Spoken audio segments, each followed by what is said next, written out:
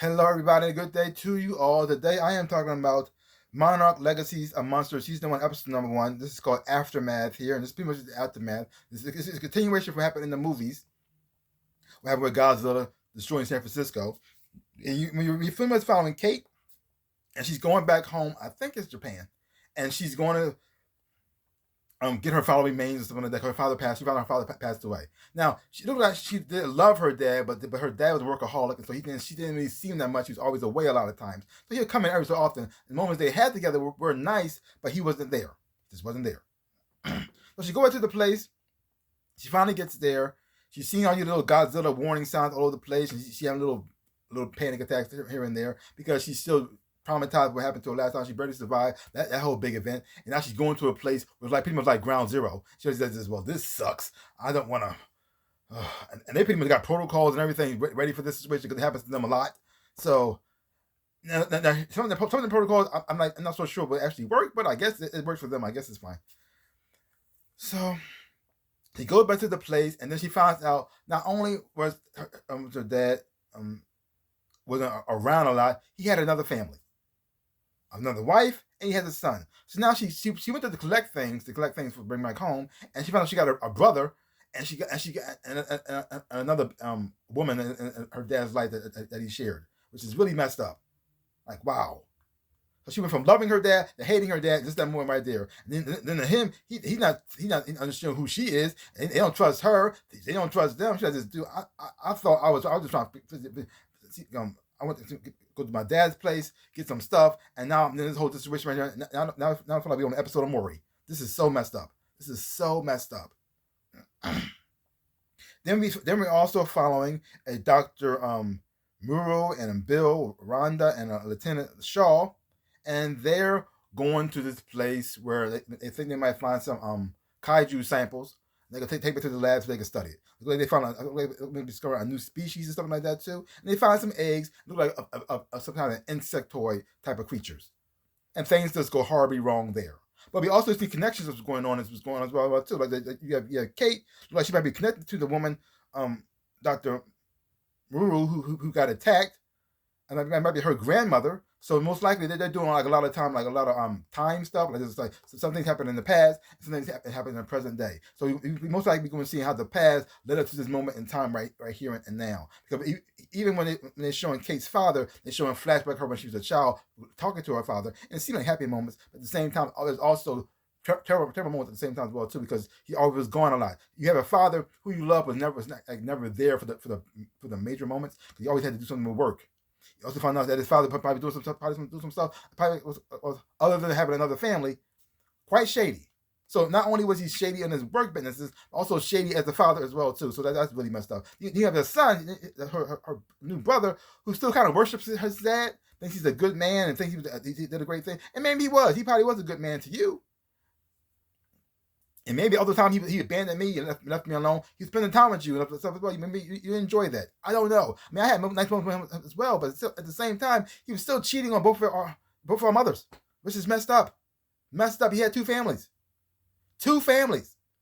and so far that's the biggest story out of the whole situation. Because the show starts off with John Goodman, and he has these tapes, but as he's not running from some spider kaiju, throws him in the ocean. He gets picked, and that get led up to getting picked up by some fishermen, and at least and it goes all the way back to Kate.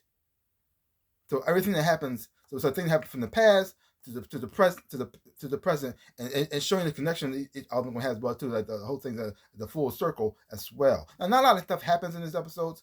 No action scenes happen. Not really any monsters really. I mean, they do show monsters. You got pictures of King Kong in the introduction. You see a flashback of Godzilla destroying San Francisco, and the visual effects are amazing. Even the historic monsters they do show, but most likely it was in the past as well too, also look pretty good. Messed up and creepy as well too. Things went kind of sideways from there. Now, what happens with the insectoid creatures? I kind of saw that coming. I mean, there was no way the guy was going to end well. I mean, the world. They did everything wrong. They had one bodyguard, so it wasn't out of ammo, which was dumb. It should have came with a whole entire crew to protect them. They got two scientists who aren't made for field combat, so that's already going to be a fail. and they go inside these with eggs with insect toys. That's just stupid. Because even the insects in the hatch from the cage, the mother most likely going to show up eventually. So somebody's going to come up, is going to get them. And so I saw them all dying. So that was, but it ended bad, but it wasn't as bad as I thought it was going to go.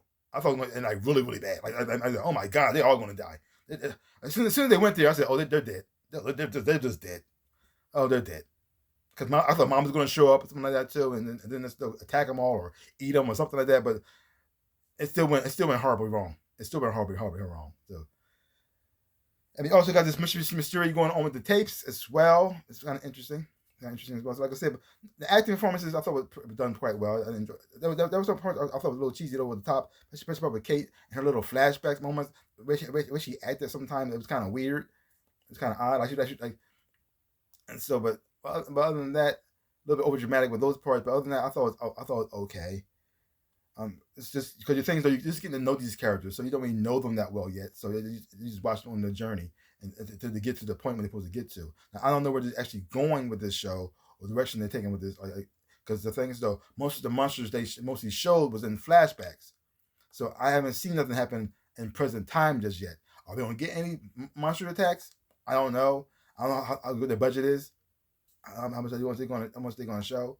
But the monsters they did show did look pretty cool. So, I mean, we already know Godzilla. Now, we didn't see King Kong in the show. We mostly saw him early on in some footage. But, yeah, mostly just like little clips of them here and there. So, let's see what happens from that.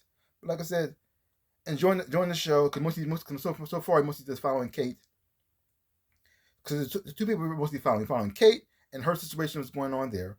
And they don't show her mom, but you hear her mom talking to her on the phone. Her mom's trying to figure out what's going on, which is very interesting. And you also got to her new brother. Her mom wants to connect with her because she thinks she knows what happened to her husband, and she don't know. The only messed up part I thought about that Kate was messed up about was that she was pretending she didn't speak the language, and she does speak the language, but she acted like she didn't, which was kind of messed up because somebody's talking to you and you act like you don't understand what they're saying, and you do, which is really messed up and kind of rude. I thought it was kind of messed up. I said, why would she do that? Because she doesn't reveal that to the end, like she actually does speak the language. I said, so why do you make her think you didn't this whole entire time? We could have been talking to you regularly, and you act like that's part I didn't quite understand. I quite like her as a character. Like, why would she do that? And I don't know if it's kind of daddy issues because she said that the language she spoke to with her father, like their little secret language. But then since her father like abandoned him, I guess she said screw you, I'm not speaking Japanese ever again. I guess I don't know, maybe something like that. It could be that situation. But other than that, I thought it was okay. A nice little introduction to the show. Looking forward to see where the mystery is going to go. It was actually we're going to find out about this whole entire world. But I'm on board. So leave comments down below. Let me know what you thought about this episode of Monarch Legacies of Monsters. If you haven't watched it, check it out for yourself. It's on Apple Plus TV. If you're kind of curious, you check it out there. Or find it however you want to find it. So leave comments down below. So give my channel a like, hit the thumbs up, and subscribe to my channel and share. I really do appreciate it. Like I always say, in my dreams in real life, I am the Ninja Rabbit. Peace out, people.